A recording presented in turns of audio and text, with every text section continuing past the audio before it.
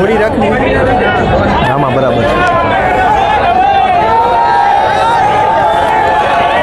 આપણે બધાએ એક વખત જોરદાર જયઘોષ કરીએ, ભારત માતા કી જય, જય વંદે.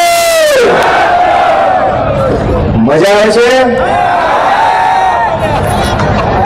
આજે રાજકોટમાં આટલી વિશાળ સંખ્યાની અંદર ઉપસ્થિત આપ સૌ રાજકોટના આગેવાનો, વડીલો, યુવા દોસ્તો, વેપારીઓ, પ્રોફેશનલ્સ, અમારા આમ આદમી પાર્ટીના મંચ ઉપર બેઠેલા સૌ હોદ્દેદારો, આમ આદમી પાર્ટીના કાર્યકર્તાઓ, રાજકોટના મીડિયાના સૌ મિત્રો, પોલીસ મિત્રો, દૂર દૂર સુધી ઉપર ઉભા રહીને, ત્યાં ઉભા રહીને, જ્યાં જગ્યા મળે ત્યાં ઉભા રહીને અમારી આમ આદમી પાર્ટીની વાત સાંભળી રહેલા સૌ ભાઈઓ, સૌ બહેનો, બધાને મારા બે હાથ જોડીને પ્રણામ, સૌને મારા નમસ્કાર અને સૌનો હૃદયપૂર્વક ખૂબ ખૂબ આભાર વ્યક્ત કરું છું.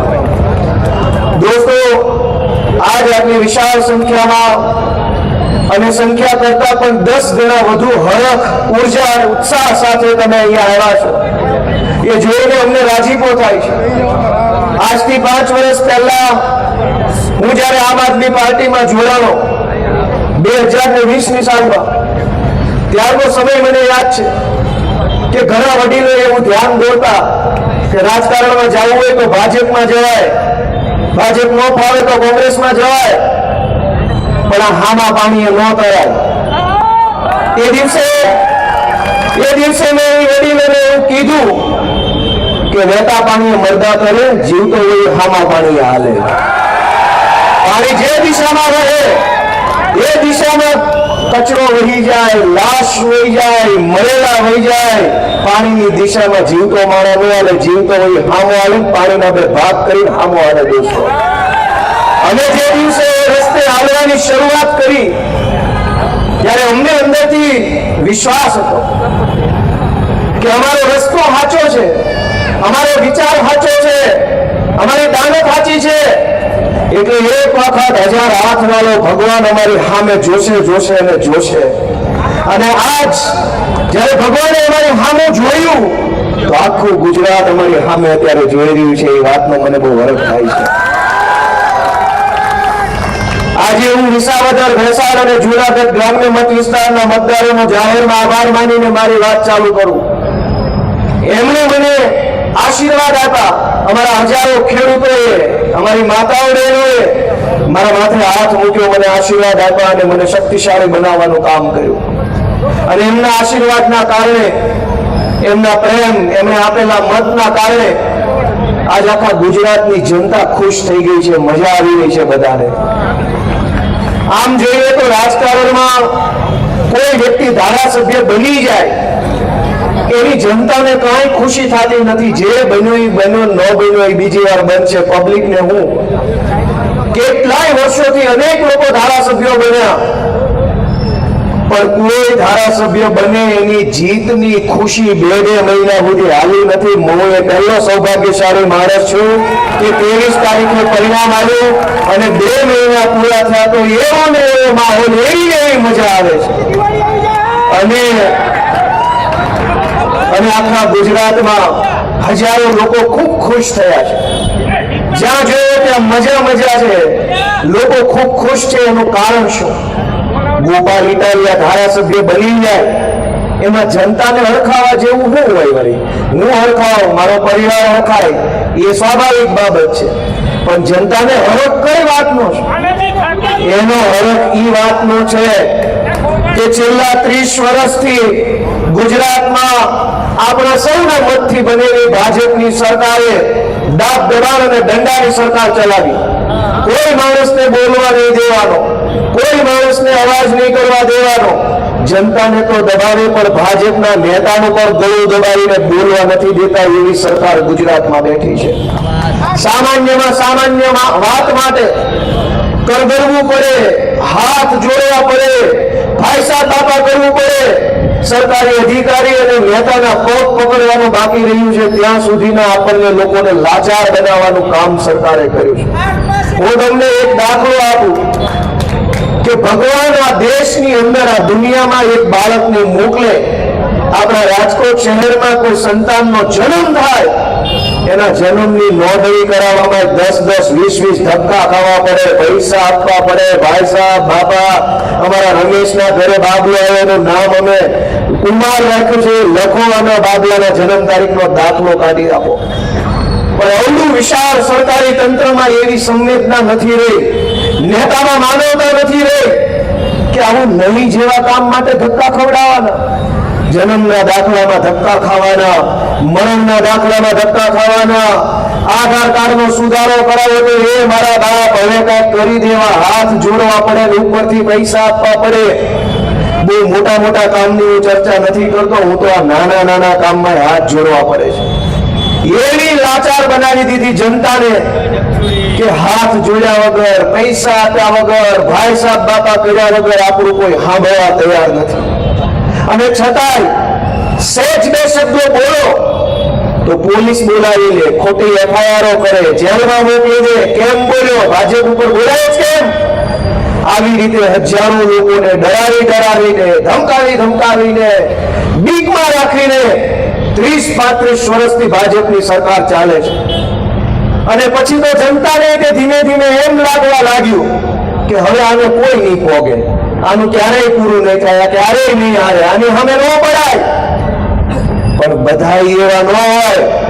કોકને એની માએ હવાસર હૂંઠ ખાઈને જળેલા માણસો આ ગુજરાતમાં હોય. અમને અમારી માએ હવાસર હૂંઠ ખાઈને જણ્યા છે. ભાજપ આવે કે ભાજપનો બાપ આવે, ગોપાલભાઈ ઇટાલિયા બીતા નથી કોઈનાથી. ભાજપને એમ હતું કે દાબ દબાણ, દંડો, પોલીસ, જેલની બીક બતાવીને ગુજરાતને ચૂપ કરી દઈશું. એ વાતમાં કોઈ દમ નથી. અમે ગામડાની ધરતીમાં જન્મેલા, ધૂળ ઢેફામાંથી ઉભા થયેલા, હાથે ઉગી નીકળેલા માણસો છીએ. ભાજપની સરકારમાં એ દમ નથી કે અમારો અવાજ દબાવી શકે, અમારું ગળું દબાવી શકે. 2 દિવસ, 5 દિવસ, 15 દિવસ જેલમાં રાખી શકો, ઠીક છે, પણ ભાજપની સરકારમાં એ તાકાત નથી કે અમારો અવાજ દબાવી શકે. અને આજ મને કહેતા ગર્વ થાય છે કે આખા ગુજરાતમાં કોઈને ભાજપ બોલવા નથી દેતું.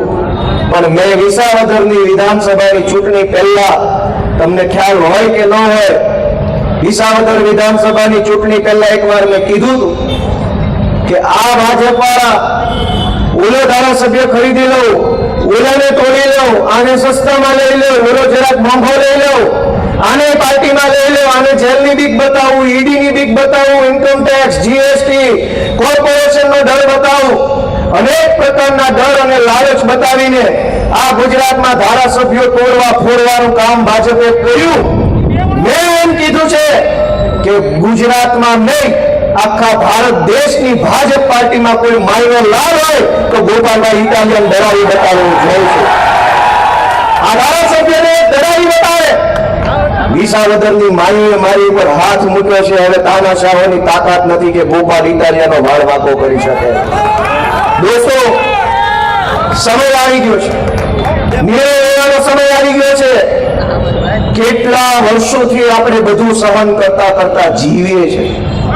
સોસાયટીના પાર્કિંગમાં, આપણા પાર્કિંગમાં કોઈ બીજો બાઇક મૂકી જાય તો નથી સહન કરતા આપણે. કોઈ બાંધવાનું થઈ જાય એમાં કેવી રીતે મૂકી, હવા કાઢી નાખવું. આપણા પાર્કિંગમાં કોઈ બાઇક મૂકી જાય એ આપણને પહોંચાતું નથી. પણ આવા રૂડા રૂપાળા રંગીલા રાજકોટ શહેરની અંદર કચરાના ઢગલા, પાણી આવે નહીં, ખાડાવાળા રોડ, એ બધું આપણને કેમ પહોંચાય છે? એક નાની એવી ગાડી આપણી જગ્યાએ પડીને તો આપણાથી સહન ન થાય. રોડ કેવા છે, કચરો કેવો છે, સુવિધા કેવી છે, બધું જ આપણે કેમ સહન કરી લઈએ છીએ? એ મારે તમને બધાને પ્રશ્ન પૂછવાનો છે. દોસ્તો, તમે એક વાતનો વિચાર કરો કે આ બેઠેલા બધા માણસોએ, મેં પણ જીવનમાં ભાજપને અનેક વખત મત આપેલા છે. આપણે બધાએ આપ્યા. ભાજપને મત આપવાની શરૂઆત આપણે બધાએ આજથી 20 વર્ષ પહેલા કરી હતી. લગભગ લોકોએ 20 વર્ષ પહેલાથી ભાજપનું બટન દબાવવાનું ચાલુ કર્યું. એક વાત તમારા મેમરીમાંથી બહાર કાઢો કે આજથી 20 વર્ષ પહેલા તમે જે ભાજપના નેતાને પહેલી વાર મત આપ્યો હતો, ઈ ભાજપના નેતા અને એના છોકરા ક્યાં પહોંચ્યા અને 20 વર્ષમાં તમે ક્યાં પહોંચ્યા એટલું તો વિચારો. જે લોકો આજથી 20 વર્ષ પહેલા તમારો મત લઈ ગયા એના છોકરા વિદેશમાં સેટ થઈ ગયા અને તમારા છોકરાને ભણવા માટે રાજકોટમાં ખારી સરકારી નિહાળે નથી વધી. આ પરિસ્થિતિ ક્યારે ઊભી થઈ કે બધાય લોકોએ ભાજપ જે ચૂંટણી હોય એ બટન દબાઈ કર્યું. આજ હું પરિસ્થિતિ છે. આપણને દુઃખ લાગે, આપણને એમ થાય કે આવું દુર્ભાગ્ય. તમે ખાલી કલ્પના કરો કે કરોડો લોકો શહેરોમાં રહે છે, ગુજરાતના અમદાવાદ કે રાજકોટ કે સુરતમાં. માવતરની એવી ઈચ્છા હોય કે બાપ દાદાનું ગામ મેલીને રાજકોટ તો મજબૂરી વશ આવવું પડ્યું 2 પૈસા કમાવા કે કંઈક નોકરી ધંધા માટે. પણ મારી જેમ મારા છોકરાએ ભટકવું ન પડે, લાચારી ન કરવી પડે, મારી જેવી વેઠ ન ઉતારવી પડે તો હું મારા છોકરાને કંઈક 5 ચોપડી સારું ભણાવું. પણ ક્યાં ભણતર? સરકારી શાળાના કોઈ ઠેકાણા આ ભાજપની સરકારે શહેરોમાં રહેવા નથી દીધા. અને પ્રાઇવેટ શાળા ગુંડાઓની માફક ફી ઉઘરાવે, ફી ન ભરો તો તમારા છોકરાએ ભેદભાવ કરે. શાળામાં માનવતા મરી ગઈ છે. એ શાળા નવા નાગરિકનું સર્જન કેવી રીતે કરશે? તમે તમારા આત્માને પૂછો કે જે શાળામાં 5,000, 10,000 કે 20,000 રૂપિયા ફી ભરવાની બાકી હોય અને એ શાળાના સંચાલકો તમારા 5મા, 7મા, 8મા ધોરણમાં ભણતા છોકરાએ ભેદભાવ કરે, ક્લાસની બહાર બેસાડે, એની ઉપર ટોર્ચર કરે, એની ઉપર દાદાગીરી કરે. આ તો કેવી માનવતા ને કેવી સરકાર ને કેવી વાત. છતાંય આપણા પેટનું પાણી નથી હલતું કે આપણા ફૂલ જેવા છોકરાઓને ભણવાની વ્યવસ્થા સરકારમાં નથી. અવળો મોટો વિશાળ ભારત દેશ, 140 કરોડની જનસંખ્યા, ગુજરાતની રાજ્યની સરકારનું 4 લાખ કરોડ રૂપિયાનું બજેટ અને એક આપણા છોકરાને આ ચોપડી સરકાર નહીં ભણાવીએ કે તો કેવી વાત થઈ? આઝાદીના 75 વર્ષ પછી જો ભણવા માટે આંદોલન કરવા પડે, પીવાના પાણી માટે આંદોલન કરવા પડે, હારા રોડ માટે આંદોલન કરવા પડે તો જીવતરમાં ધૂળ પડી ભાઈ જો આવી જ વસ્તુના આંદોલન કરવાના હોય તો. આ ભાજપવાળા આપણને વિશ્વગુરુ બનાવવાના સપના બતાવે છે. ભાઈ વિશ્વગુરુ તો ભગવાન જેથી ધાર્યું છે તેથી બનાવશે. તમે 2 હારા રોડ તો બનાવો, અમે જોઈ લઈ તમારાથી હું બને એમ છે. 2 હારા રોડ બનાવો એમ નથી. વાતું કરે વિશ્વગુરુ બનાવું, આમ કઈ મૂર્ખ બનાવવાનું કામ 30 વર્ષથી આખા ગુજરાતમાં હાલે છે. દોસ્તો, હું તમને હાથ જોડવા માટે આવ્યો છું, તમારા દીકરા તરીકે, નાના ભાઈ તરીકે, કે અમે કોઈ મોટા નેતા નથી. મારો જન્મ ભાવનગર જિલ્લાના નાના એવા ટીંબી ગામમાં મારો ઉછેર થયો. હાવ નાનું એવું 2000 જણાનું ગામ છે. ખેતી કરતા કરતા, હીરા ગણતા મજૂરી કરતા મારી મમ્મીએ મને ભણાવ્યો. જે 2-5 ચોપડી ભણવાની તક મળી એમાં મગજ દોડાવી ધ્યાન આપીને ભણ્યો. ભણી ગણીને હું સરકારી નોકરીમાં લાગ્યો. 2012માં હું પોલીસમાં કોન્સ્ટેબલ હતો અમદાવાદ શહેરમાં. જ્યારે હું ગામડામાંથી શહેરમાં ગયો, હું પોલીસની વચ્ચે રહેવા લાગ્યો, મોટા સાહેબોની વચ્ચે રહેવા લાગ્યો તો મેં પહેલી વાત એવી જોઈ કે અરે રે, અહીંયા તો આપણો વટ પડે છે. સિટી મારો, દંડો મારો તો આમાંથી ગમેની ઉભા રહી જાય છે, હાથ જોડવા માંડે છે. પણ આપણા ગામડાના માણસની તો કોઈ ઇજ્જત આબરૂ સરકારી ઓફિસમાં કરતું નથી. ગામડાનો નાનો માણસ સરકારી કચેરીમાં જાય તો તલાટી મંત્રી ડારો કરે, મામલતદારે ડારો કરે, પ્રાંત અધિકારી, ટીડીઓ, કલેક્ટર, આરએફઓ, વીજળી વિભાગ, પાણી વિભાગ, કોર્પોરેશન, બધા લોકોનું વર્તન આપણી હારે એવી રીતનું જાણે આપણે ભારત દેશના નાગરિક જ નથી. અહીંયા નહીં, ઓલી ઓફિસમાં જાઓ, અમારામાં નો આવે, ઓલાનામાં આવે. ત્યાં જાઓ તો કે અમારામાં નો આવે, ઓલામાં આવે. ત્યાં જાઓ તો કે અમારામાં નો આવે. છેલ્લે પૂછવું પડે, કાકા અમે કોનામાં આવી છીએ, હવે તમે નક્કી કરી લો પહેલા. આથી આ ઓફિસ, આથી આ ઓફિસ, આથી આ ઓફિસ ભટકાયા કરે. મેં અમદાવાદમાં પોલીસ તરીકે જોયું કે આ વાત યોગ્ય નથી. નાના માણસ સાથે, ગરીબ માણસ સાથે, ગામડાના માણસ સાથે, ભોળા માણસ સાથે સરકારી તંત્રનો જે વર્તન છે એ બિલકુલ યોગ્ય નથી. અને સરકારી તંત્ર બેફામ શું કામ છે? કેમ કે નેતા હાવ ડફોળ છે, એના હાથમાં સરકારી તંત્રનો કંટ્રોલ નથી. હું જ્યારે પોલીસમાં હતો તો ઘણી વખત બંદોબસ્ત આવતો, એટલે બંદોબસ્તમાં આમ ટાઈટ થઈને ઉભા હોય, હમણાં મંત્રી નીકળશે, ભાજપના ધારાસભ્ય નીકળશે, એટલે હજર બંધ થઈને ઉભા રહીએ. મેં ઘણી વખત પોલીસ તરીકે મારી પડખેથી નેતા ભાજપના જાતા જોયા, ક્યારેક મંત્રીને, ક્યારેક સાંસદને, ક્યારેક આને. 8-10 વખત મેં મારી પડખેથી નેતાઓને આવતા જતા જોયા. મને એમ થયું આ તો હાવ અકલમઠી આઈટમ છે, આની કરતા હું હોશિયાર છું. અરે મારા કરતા અકલમઠી વ્યક્તિ મંત્રી બનીને ફરે છે, હું દંડોને નાટા મારું છું. મને ધીમે ધીમે અંદરથી એમ થવા માંડ્યું ખોટી જગ્યાએ છું, ખોટી જગ્યાએ છું, ખોટી જગ્યાએ છું. જ્યારે નેતાને ભાજપ વાળાને જોઉં મને અંદરથી એમ થાય ખોટી જગ્યાએ આવી ગયો, ખોટી જગ્યાએ આવી ગયો. અને એક વખત પછી બાટલો છટક્યો, નોકરી મૂકી દીધી ને કીધું હાલો રાજકારણમાં આવે. જનતાના આશીર્વાદથી હું અહીંયા પહોંચ્યો. પણ મેં એને નજીકથી જોયા, આમાં કઈ નથી. ખબર નહીં કેમ જનતા એને મત આપે છે. એ કોઈ પણ ભાજપના નેતાને હું આજે રાજકોટના મંચ ઉપરથી ચેલેન્જ મારું. રાજકોટના કોઈ પણ ભાજપનો નેતા મોદી અને અમિત શાહનું નામ લીધા વગર, ભાજપનું નામ લીધા વગર 35 મિનિટ સુધી સમાજને લગતા કોઈ પણ વિષય ઉપર 35 મિનિટ એક ધારું ભાષણ કરી બતાવ્યો, માનું કે નેતા દમદાર છે. વચ્ચે ભાજપ શબ્દનો આવવો જોઈએ, મોદીનો આવવો જોઈએ, અમિત શાહનો આવવો જોઈએ, સરકારનો આવવો જોઈએ. આટલા શબ્દ વગર જનતાની કોઈ પણ સમસ્યા ઉપર ભાજપનો એક ધારાસભ્ય, સાંસદ સભ્ય 35 મિનિટ તો બોલે. 35 મિનિટ વાત કરવાની જેની ક્ષમતા નથી, 35 વર્ષથી સરકાર ચલાવે છે. વિચાર કરો દોસ્તો. હું તમને શું કહું, હું તો નાનો માણસ છું, પણ હું અહીંયા રાજકારણમાં આવ્યો હું કામ? મને એમ થયું કે આપણી જેવા નાના માણસનો હાથ પકડવા વાળો કોઈ અહીંયા નથી. આખું સરકારી તંત્ર, આખી સરકાર, આખા નેતાઓ, પાર્ટીઓ, બધા જ લોકો પોતાની દુનિયામાં મજા કરે છે. અને જનતાનો હવાથી હાંજ કેમ પડે છે, કેવી મજૂરી કરે છે, કેવી વેઠ ઉતારે છે, એ કોઈ જોવા જાણવા તૈયાર નથી. આ બધી દુકાનો અહીંયા રહી, આખો દિવસ 2-2 કિલો ધૂળ જાપે તેથી મહિને 5000 રૂપિયાનો વકરો વધતો હશે. પણ તોય સરકારી તંત્રમાં શરમ નથી. હમણાં દિવાળી આવશે એટલે કોર્પોરેશન, પોલીસ, મામલતદાર બધા બોનસ માગશે. ઉઘરાણા ચાલુ કરશે તમામ જગ્યાએથી. નાના મોટા સેમ્પલના નામે તોડ કરશે, ઉઘરાણા કરશે. કોઈ રોકવા, મારી વાત સાચી છે ખોટી છે? બોલ્યા આગળ વાળા આ બોલાય, ઉભા છે એથી કઈ બોલાય નહીં. ભાઈ સાચી વાત છે ખોટી વાત છે?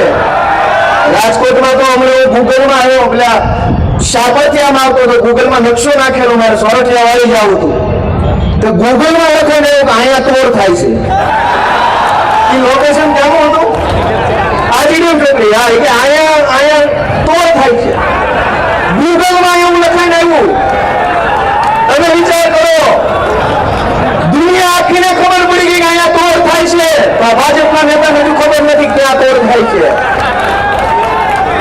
દોસ્તો, પણ વાત એ નથી કે સમસ્યા કેટલી છે. દોસ્તો ધ્યાનથી સાંભળજો કે વાત એ નથી કે સમસ્યા કેટલી છે. રોડ તૂટલો છે એ સમસ્યા નથી, સરકારી શાળા નથી એ સમસ્યા નથી, પ્રશ્ન એ નથી કે દવાખાના નથી, પ્રશ્ન એ નથી કે દવાખાનામાં ડોક્ટર નથી, પ્રશ્ન એ નથી કે સરકારી બસો નથી, પ્રશ્ન એ નથી ભરતી થતી નથી, પ્રશ્ન એ નથી સારા રોડ બનતા નથી, પ્રશ્ન એ નથી કે ટ્રાફિકનું સોલ્યુશન નથી, પ્રશ્ન એ નથી કે પાણી ભરાઈ જાય છે. પ્રશ્ન એ છે કે આટલા બધા પ્રશ્નો હોવા છતાંય કોઈ બોલવા વાળો નેતા કેમ નથી આખા રાજકોટમાં? એ મોટો પ્રશ્ન છે. એ મોટો પ્રશ્ન છે કે કેમ નથી બોલતા. અને બોલે તો ટિકિટો કપાઈ જાય એમ છે. હું બોલે એની ટિકિટ કપાઈ જાય છે. એમની ટિકિટના ડરના કારણે એ લોકો આપણા માટે બોલતા નથી. છતાંય દોસ્તો આપણે શા માટે એમની પાછળ ઊભા છીએ? હું તો તમને હાથ જોડવા આવ્યો છું, એક તક અમને આપો.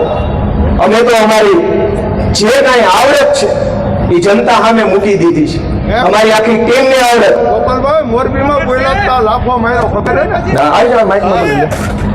મોરબીમાં તમને પ્રશ્ન પૂછ્યો છો, ઈસુદાન ગઢવીની સભા જ્યારે હાલતી હતી ત્યારે હાવ નાનો વ્યક્તિ હતો, એ જે તમારી પ્રશ્ન પૂછતો હતો તમને, ત્યારે એને લાફો મળ્યો, તમારા કાર્યકર્તા એને લાફો મળ્યો.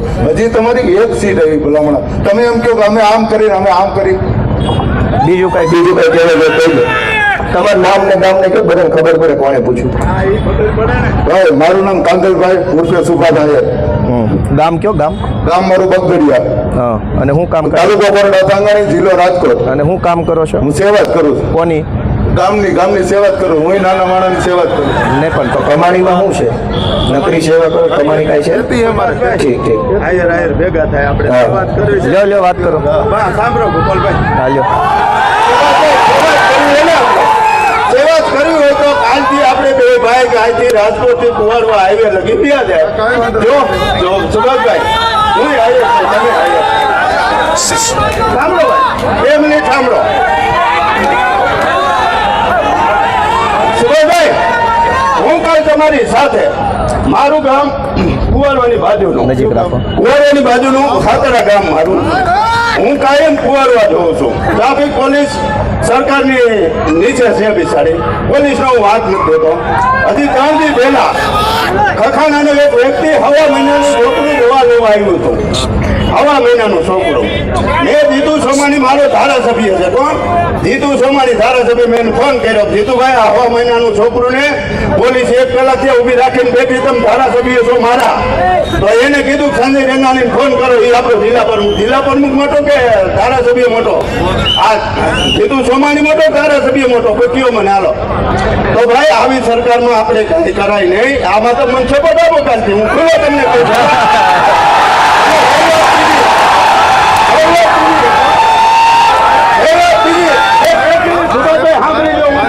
હું કેશુબાપાના નજીકનો માણસ હતો. કેશુબાપાનો કેશુબાપાએ મારા ગામના ભાણે કેશુબાપાને વિસાવદરથી મુખ્યમંત્રી બનાવ્યા. તે પછી આપણા નરેન્દ્રભાઈ મુખ્યમંત્રીમાં આવ્યા. 1 સપ્ટેમ્બરને બતાવો કે 1 સપ્ટેમ્બર બતાવો મને. અત્યારે ભાજપ ભેગો આજથી જાઓ.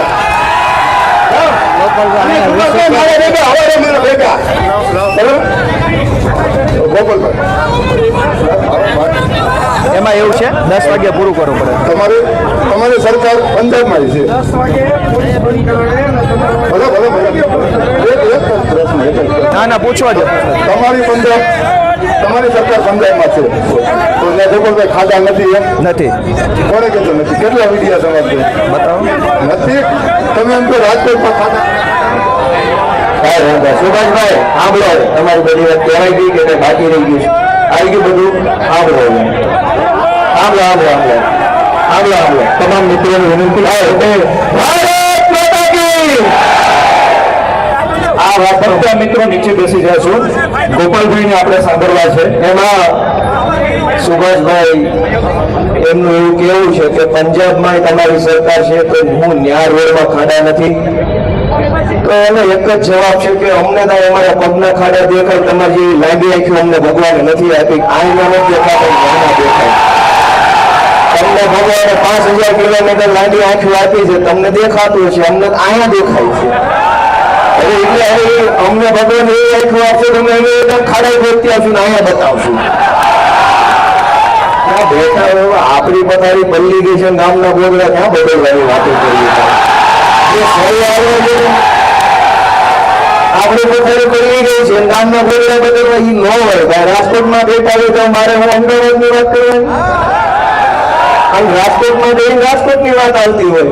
પણ હમણાં સુભાષભાઈ તો બહુ સારા માણસ છે, સજ્જન માણસ છે. પણ હમણાં ભાજપ વાળા આ ધંધો ચાલુ કર્યો. 5-5 હજાર ખિસ્સામાં નાખીને એટલે ગમે એમ સોંટી જાય. પણ અમને 5000 રૂપિયા મારી વાતો કરો છો, અમે 10,000 આપી જાઓ. પાટીલને પ્રશ્ન પૂછો છો, તમારા દમ હોય ત્યાં પૂછો. પાટીલને પ્રશ્ન રાજકોટના અગ્નિકાંડના આરોપી કઈ જેલમાં પૂર્યા છે?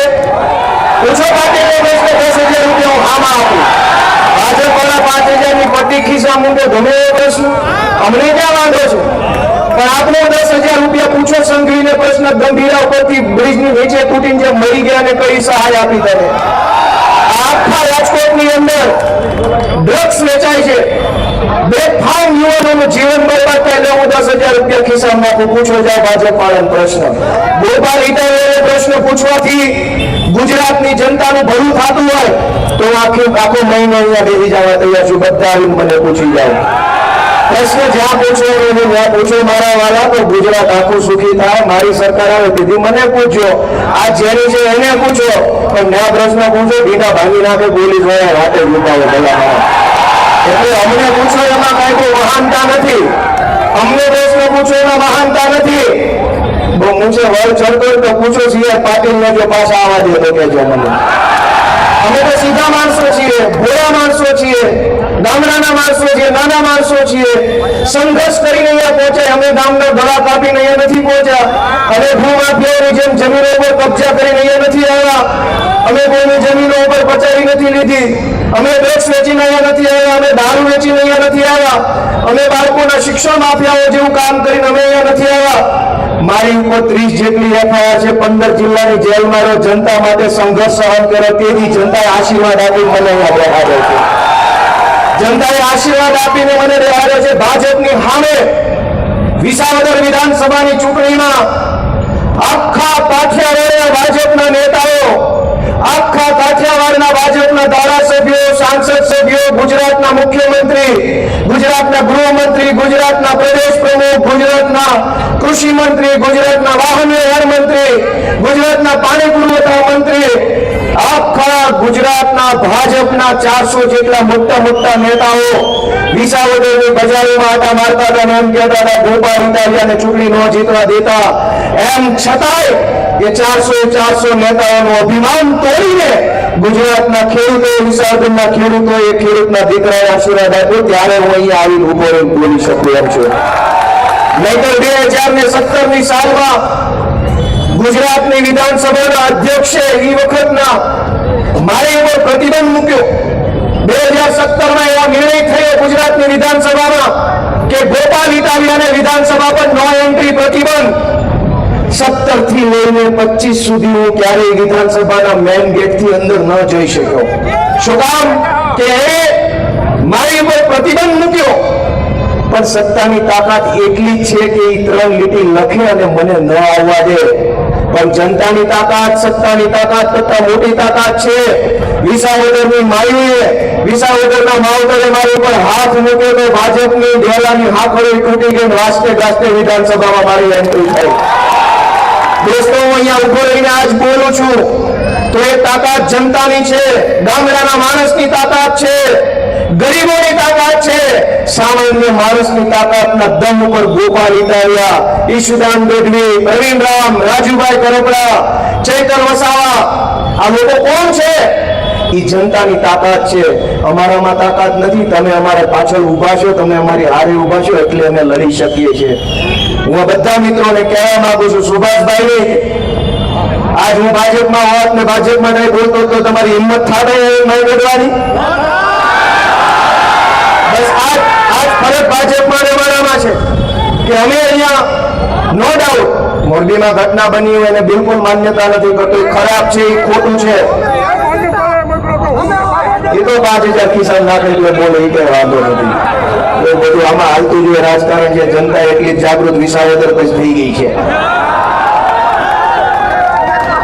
દોસ્તો, હું તમને વિનંતી કરવા આવ્યો છું કે મેં મારી ટીમનું હું તમને રજૂઆત કરું છું. અમારી ટીમમાં ઈશુદાન ગઢવી, ચૈતરભાઈ વસાવા, હેમંતભાઈ ખવા, પ્રવીણભાઈ રામ, અમારા યુવરાજસિંહ જાડેજા, અમારા મનોજભાઈ સોરઠિયા, સાગરભાઈ રબારી, અમારા અજીતભાઈ લોખી, રાહુલભાઈ ભુવા, મોહિતભાઈ રંગાણી, અમારા દિનેશભાઈ જોશી, શિવરાજભાઈ બારસિયા, અમારા સંજયસિંહ વાઘેલા, અમારા દિલીપસિંહ, આ અમારા આગેવાનોની ટીમ છે. દોસ્તો, આ લોકોને જો ગાડી બંગલા પૈસા જોતા હોત તો ભાજપ વાળા ગમે ત્યારે આપવા તૈયાર છે. પણ જેને ગાડી બંગલા નથી જોતા, જનતા માટે સંઘર્ષ કરવો છે, એવા લોકો અહીંયા સ્ટેજ ઉપર બેઠા છે. દોસ્તો, એવા લોકો આગેવાની કરી રહ્યા છે. આજ તમે એમ માનો કે મારે વડીલને દુઃખ સાથે કહેવું છે. ભાઈએ સારી વાત કરી. અમારા આગેવાન કાર્યકર્તા હતા વિજયસિંહ જાડેજા, આ રાજકોટના સૌથી મજબૂત, સક્રિય, સક્ષમ કાર્યકર્તા. હું તમને એક દુઃખદ ઘટના તો યાદ રાખજો દોસ્તો, રાજકોટમાં શું બન્યું. અમારા આમ આદમી પાર્ટીના કદાવર નેતા વિજયસિંહ જાડેજા અહીંયા કામ કરતા હતા આમ આદમી પાર્ટીનું. આજથી 20-25 દિવસ પહેલા સિવિલ હોસ્પિટલના અંદર ચાલતી ગોબાચારી, સરકારી દવાખાનામાં ચાલતી લાલિયાવાડીની રજૂઆત કરવા માટે આરોગ્ય અધિકારી પાસે ગયા, ગાડીમાંથી ઉતર્યા, 10 ડગલા હાલ્યા આરોગ્ય અધિકારીની ઓફિસે જઈને રજૂઆત કરવા જવા માટે કે આ દવાખાનામાં ખોટું થાય છે, દવા નથી, ડોક્ટર નથી, સાધન નથી, એવી રજૂઆત કરવા માટે વિજયસિંહ ગયા, ગાડીમાંથી ઉતર્યા, 5 ડગલા હાલ્યા, હાર્ટ એટેક આવ્યો, ન્યાન્યા પડી ગયા. એ વખતે અમારા કાર્યકર્તા ઇમરાનભાઈને હાજર હતા. તાત્કાલિક એમ્બ્યુલન્સમાં નાખીને સિવિલ હોસ્પિટલ રાજકોટમાં લઈ ગયા એમને વિજયસિંહને. અને દુઃખની બાબત જુઓ કે 70 રૂપિયાનું એક ઇન્જેક્શન હતું.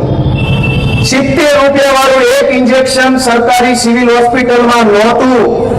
એટલે સિવિલ હોસ્પિટલે કીધું બહારથી લઈ આવો. અમારા 10 કાર્યકર્તાઓ રાજકોટની બજારે ઇન્જેક્શન લેવા ગયા. 45 મિનિટનો ટાઈમ લાગ્યો. 45 મિનિટ પછી એક ઇન્જેક્શન માંડ આવ્યું. ત્યાં સુધીમાં વિજયસિંહજી આપણી વચ્ચે દુનિયામાં ન રહ્યા. 70 રૂપિયા વાળું ઇન્જેક્શન રાજકોટની હોસ્પિટલમાં હોત તો વિજયસિંહ જાડેજા જેવો કદાવર આગેવાના જે સ્ટેજ ઉપર બેઠા હોત ને આપણને એનો લાભ મળતો હોત. દોસ્તો, એમણે રોજગાર મેળો કર્યો. 300 કરતા વધુ છોકરાઓને કંપનીમાં નોકરી અપાવવાનું કામ કર્યું. અલગ અલગ કંપનીઓ જે છે રાજકોટની આજુબાજુ જીઆઈડીસી એની હારે સંકલન કર્યું. બધી કંપનીના આગેવાનો મળ્યા, હાથ જોડ્યા, સંકલન કર્યું, રોજગાર મેળાનું આયોજન કર્યું. હજારો છોકરાએ ફોર્મ ભર્યા. વચ્ચે ભલામણ કરી 300 જેટલા છોકરાને નાની મોટી નોકરીમાં જે માણસે લગાડ્યા એને 70 રૂપિયાનું ઇન્જેક્શન આજ રાજકોટની સરકારી દવાખાનામાં ન મળીને માણસ ગુજરી ગયા. તમે કોને પ્રશ્ન પૂછો છો? શરમ આવી જોઈએ 5000 રૂપિયા લઈને ગમે પણ લીધા. એક માણસ આ રાજકોટની અને કોણ ભાઈ બધા સાક્ષી છે એની વાતના. રાજકોટના છાપામાં આવ્યું, અવળી મોટી ગુજરાતની સરકાર, ભાજપના માણસો, 40 વર્ષ જૂની સરકાર, અને 70 રૂપિયા વાતે કોઈક માણસનો જીવ જાય તો તમે તમારા આત્માને પૂછો કે વ્યાજબી કેટલી વાત છે? આજ રાજકોટમાં અગ્નિકાંડ થયો. હું દાવા સાથે કહું છું, સરકારે લાશનો સાચો આંકડો બહાર ન થવા દીધો આજ દિવસ સુધી. જ્યાં ઘટના બને, જ્યાં દુર્ઘટના બને એની અંદર બસ ખોટા આંકડા બહાર આવે. ગંભીરામાં ઘટના બની, તક્ષશિલામાં બની, અહીંયા બની, ડ્રગ્સ વેચાય છે. તમે એક હેલ્મેટ પહેર્યા વગર બહાર નીકળો તો તમને અહીંયા માથા પર ચોકડીએ ને અહીંયા બીજા ચોકડીએ 4 ચોકડીએ પકડી લે. ડ્રગ્સ વેચવા વાળા કા નથી પકડતું કોઈ? હપ્તા કોને ઉડી જાય છે? તમે હેલ્મેટ ન પહેરો તો ગુનો છે. રાજકોટમાં ડ્રગ્સ વેચે તો માસીના ભાણિયા જેવી શાબાશી આપે છે, વાહ ભાણાવા સારું વેચાણ કરે. દોસ્તો, અમે એ લડાઈ લઈને નીકળ્યા. ગોપાલ ઇટાલિયા ધારાસભ્ય બનવા નીકળ્યો હોત તો કે દિવસનો વંડી ઠેકીને બની ગયો હોત. પણ મેં નિર્ણય કર્યો છે કે ભાજપની ભીખમાં આપેલી સીટ ઉપર તો જિંદગીમાં કાંઈ નથી બનવા, પટાવાળો બનવા નથી માંગતો. કોઈ વસ્તુ નહીં. ભાજપની ભીખના 1 કરોડ રૂપિયા ન જોઈએ, પણ મારા હકની પાવલીઓ છે ને તો બાંધીને લીધા વગર રહીશ નહીં. હું મારા હકની પાવલી માટે લડીશ. હકની પાવલીઓ છે તો છોડી નહીં દેવાનો આવે, પણ ભાજપની ભીખમાં 1 કરોડ રૂપિયા ન જોઈએ એવી તાકાત અમે જનતા સમક્ષ મૂકી છે. ત્યારે જનતાએ અમને આશીર્વાદ આપ્યા છે. દોસ્તો, હું તમને બધાને હાથ જોડવા આવ્યો છું. અમે નાના છીએ અનુભવમાં, ઉંમરમાં, રાજનીતિમાં. કંઈક અમારી ભૂલ થતી હોય તો તમે અમારો હાથ પકડજો, તમે અમારો કાન પકડજો, તમે અમને ઠપકો આપજો, તમે અમારું ઘડતર કરજો. પણ આ લોકોને મહેરબાની કરીને કાઢો. હવે આનો જવાનો ટાઈમ થઈ ગયો છે દોસ્તો. આને કાઢો. અમારી કોઈ ભૂલ હશે, અમારાથી જાણતા અજાણતા કંઈક કામ એવું થયું હશે જે નહીં કરવાનું હોય. તમે અમારા માવતર છો, તમે ગુજરાતનું નેતૃત્વ ઘડો, તમે અમારું ઘડતર કરો, તમે અમને શીખવાડો. તમારે જેવો નેતા જોઈએ એવા નેતા અમને બનાવો. છોકરાને ડોક્ટર બનાવવો હોય તો આખું ઘર નથી એની પાછળ લાગતું ડોક્ટર બનાવવાનો છે. છોકરાને એન્જિનિયર બનાવવાનો હોય તો આખું પરિવાર એ છોકરાની પાછળ એન્જિનિયર કેમ બને એના માટે મહેનત કરે છે. હું તમારો દીકરો છું, તમારે મને અને અમારી પાર્ટીને જે બનાવવાનું હોય એટલી મહેનત તો તમે અમારા માટે કરશો કે નહીં કરો? દોસ્તો, અમે કોઈ ખરાબ કામ કરવા રાજનીતિમાં નથી આવ્યા. રાજકારણમાં મારા 10 વર્ષ થઈ ગયા, આમ આદમી પાર્ટીમાં 5 વર્ષ થઈ ગયા. એક કાળી પાયનું જો મેં ખોટું કામ કર્યું હોત ને તો મને અહીંયા ઉભો રહીને ભાજપવાળા બોલવા ન દે, ક્યારનો જેલમાં ભરી દીધો હોય. 10 વર્ષની જિંદગીમાં મેં કોઈ પાવલીનું ખોટું કામ નથી કર્યું. અમારા ઈશુદાનભાઈ કે અમારા પ્રવીણભાઈ રામ કે અમારા મનોજભાઈ, અમારી આખી પાર્ટીના નેતાઓ એક પાવલીનું ખોટું કામ નથી કર્યું ને ત્યારે ભાજપની છાતી પર પગ રાખીને અમે ગુજરાતમાં બોલી શકીએ છીએ દોસ્તો. નહીંતર આ બધા પોલીસના જે કઈ અધિકારીઓ મોટા ભાગના નેટ ભાજપનું કામ કરે છે. નેટ હાવ ભાજપનું કામ કરે છે. નહીં જેવી વસ્તુમાં પકડી જાય છે. પણ તમે એક અરજી આપો કે સાહેબ મારા પ્લોટ ઉપર ગુંડાઓએ કબજો કરી લીધો છે, તો સાહેબ તમારા તરફેણમાં નહીં હોય, ગુંડાની તરફેણમાં છે. તમે ફરિયાદ કરો કે સાહેબ આ વાહે દેશી દારૂ વેચાય છે, તો જ્યારે સાહેબના વેવાય એવી રીતે એને હાચવે છે તમને જેલમાં પૂરી દે. તમે એમ કહો કે આ બાજુ ડ્રગ્સ વેચાય છે, સાહેબો ધ્યાન નહીં આપે. તમે એમ કહો એ સાહેબ શાળાવાળા મારા છોકરાને હેરાન કરે છે, ભણવા નથી દેતા, ફી માગે છે, કડક ઉઘરાણી કરે છે, મારી પાસે કાંઈ નથી સાહેબ, થોડોક સમય આપો. તો આ લોકો નહીં માને. સરકારી તંત્ર કોઈ તમારી સાથે નથી. તમે તમારી જાતને પૂછજો કે કોર્પોરેશનમાં બેઠેલા સાહેબો છે એ તમારા તરફેણમાં કામ કરે કે માથાભારે માણસો તરફેણમાં કામ કરે?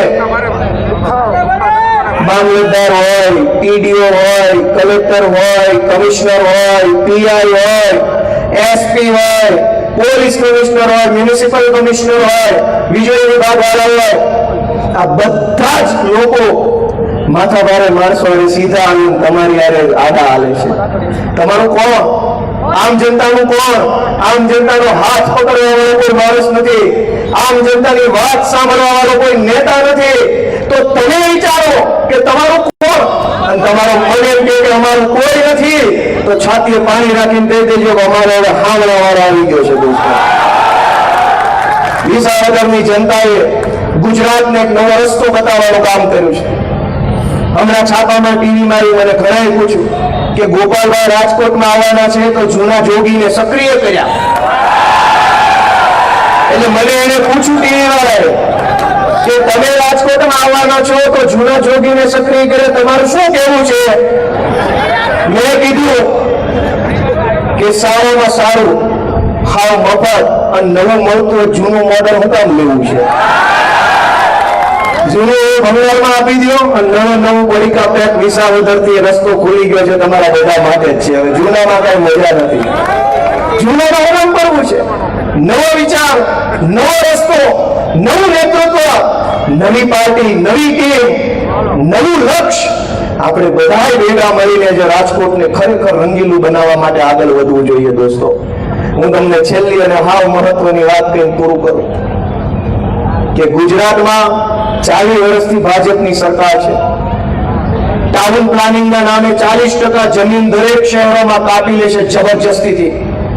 શહેરોની ફરતે જે ગામડા છે એ ગામડાના ખેડૂતોની 40% જમીન સીધી મફતના ભાવે બૂચ મારી જાય છે. હું મુખ્યમંત્રીને મળ્યો, મેં રજૂઆત કરી કે હું વકીલ છું, આખી કાયદાની ચોપડી 10 વખત વાંચીને આવ્યો છું. ટાઉન પ્લાનિંગ એક્ટમાં ટીપીના કાયદામાં એક પણ અક્ષર, એક શબ્દ એવો નથી લખ્યો કે 40% જમીન કાપી લેવી. છતાંય તમારી સરકાર 35 વર્ષથી 40% જમીન કાપી લે છે. એ જમીન શેના નામે કાપે છે? શાળા બનાવવાના નામે, દવાખાના બનાવવાના નામે, લાઇબ્રેરી બનાવવાના નામે. અને છેલ્લે શું થઈ જાય છે? એ કપાત થયેલી 40% જમીન એના મળતિયાઓને મફતના ભાવે લાણી કરે છે. લઈ જાઓ મારા પાણીઓ બધા લઈ જાઓ. ખેડૂતની મફતની જમીન પોતાના માનીતાઓને કરોડો રૂપિયાની ફાયદો કરાવવા આપી દે છે. શાળાના નામે જે જમીનની કપાત થાય છે એ જમીન પર કોઈ શાળા બનતા મેં નથી જોઈ. હું સુરતમાં લાંબો સમય રહ્યો, અમદાવાદમાં નોકરીમાં રહ્યો. મેં અમદાવાદ કે સુરતમાં ક્યાંય સરકારી નવી નિશાળ બનતા નથી જોઈ. જમીન હંમેશા એના પૈસાવાળા માણસોને વેચી મારે છે. અને ગુજરાતનું એક પણ શહેર ટાઉન પ્લાનિંગના નામે જમીન કાપી, એક પણ એવું શહેર નથી જે કાટ ખૂણે હોય. એરોની જેવા રસ્તા બનાવ્યા. તમે નવું શહેર બનાવો. ચંદીગઢ છે, જયપુર છે, સાઉથના ઘણા શહેરો છે. જૂના શહેરમાં કદાચ ટ્રાફિક કે ભીડભાડ વાળો એરિયા હોય, પણ તમે નવું બનાવ્યું છે એ આવું છે. રોડના ઠેકાણા નહીં, કાટખૂણા ઉપર કોઈ રોડ નહીં, કાટખૂણા પર બજાર નહીં, શાળા નહીં, ઠેકાણા નહીં. કરોડો રૂપિયા આપણા ખિસ્સામાંથી કાઢી અને તમે બધા તમારી આસપાસમાં રહેતા ભાજપના માણસને જોશો તો તમને ખ્યાલ આવશે કે આજથી 15 વર્ષ પહેલા જે માણસ સીટ વગરની સાયકલ લઈને ફરતા હતા ને એ આજે હેલિકોપ્ટરમાં ઉડવા લાગ્યા છે. તમે આજથી 15 વર્ષ પહેલા જે મજૂરી કરતા હતા, મહેનત કરતા હતા, કરકસર કરતા હતા, પાય બચાવવાની મહેનત કરતા હતા, અને તમે આજે પાય બચાવવાની મહેનત કરો છો. કરોડો રૂપિયા ખાઈ જાય છે.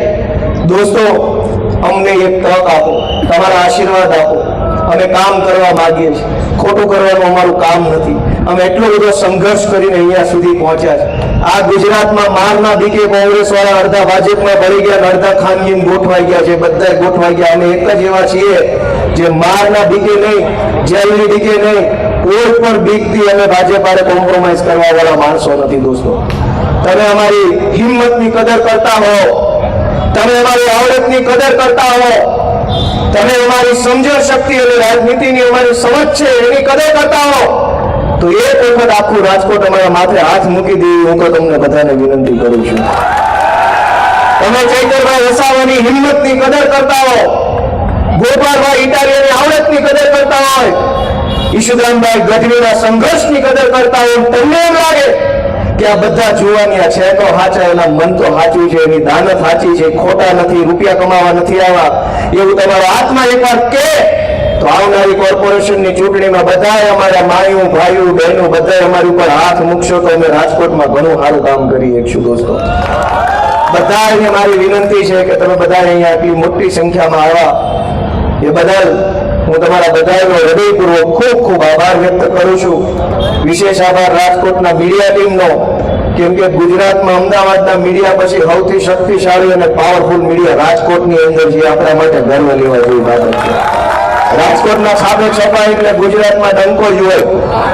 એ ગમે છાપાના ગમે ખૂણે આવે તો ચોથા પાને આવે, પહેલા પાને આવે, હેઠીન ખૂણામાં આવે, ઉપલા ખૂણામાં આવે. રાજકોટના છાપામાં છપાય એટલે ગુજરાતભરના વોટ્સએપની અંદર એ વાત ફેલાતી હોય છે. એવા શક્તિશાળી રાજકોટના બધા મીડિયાના મિત્રોને ખૂબ ખૂબ અભિનંદન પાઠવું છું, એમને ખૂબ ખૂબ આભાર વ્યક્ત કરું છું. અને આપ સૌ આટલી મોટી સંખ્યામાં પધાર્યા, અમારા સૌ કાર્યકર્તાઓ, અમારા માનનીય અજીતભાઈ લોખીલ, અમારા માનનીય નેતા રાહુલભાઈ ભુવા, અમારા દિનેશભાઈ જોશી, અમારા તેજસભાઈ ગાજીપુરા, અમારા ચેતનભાઈ કામાણી પોતે સીએ છે, પૈસાના હિસાબ કિતાબનું કામ કરે છે, અમારા સંજયજી, અમારા દિલીપસિંહ, અમારા બધા યુવા નેતાઓ મોહિતભાઈ, તેજસભાઈ, ભાઈ શિવલાલભાઈ, અમારા બહેનો બધા બેઠા છે, બધાનું નામ આવડતું નથી, માફ કરજો. અમારા કરણભાઈ ગઢવી, ભાઈ વિવેકભાઈ, બધા ખૂબ સક્ષમ ભણેલા યુવાન વયના આગેવાનો છે. આ બધાએ નેતૃત્વ હાથમાં લીધું છે. તમે બધાએ પાછા ફરીથી એકવાર બધાનો આભાર વ્યક્ત કરું છું. ભારત માતા કી જય.